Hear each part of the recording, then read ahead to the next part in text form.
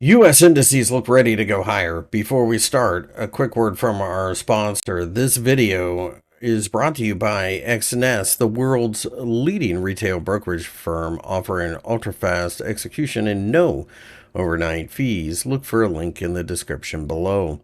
The Nasdaq 100 initially pulled back just a bit during the trading session on Monday, but the 50-day EMA seems to be holding, and I do think at this point in time it's very likely that we will continue to see the Nasdaq 100 go higher over the next several sessions.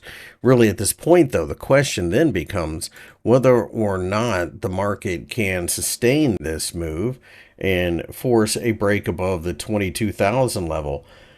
You must keep in mind that we are in a situation right now that requires careful trading simply due to the fact that while we are in a strong uptrend, we also have new tariffs on aluminum and steel in the United States, and of course, a president who very likely will throw more tariffs on other people. And the question then becomes whether or not it shocks the market. Short term pullback should continue to be buying opportunities. The Dow Jones 30 initially gapped lower, but has turned around to show signs of strength again, and it looks like we are going to try to continue to go to the upside at this point.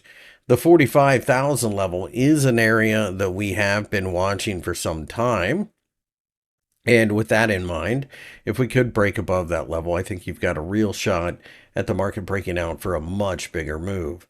I would look at pullbacks as potential buying opportunities, especially near the 50-day EMA, which is at roughly 43,750. Underneath there, we have 43,500 as support as well.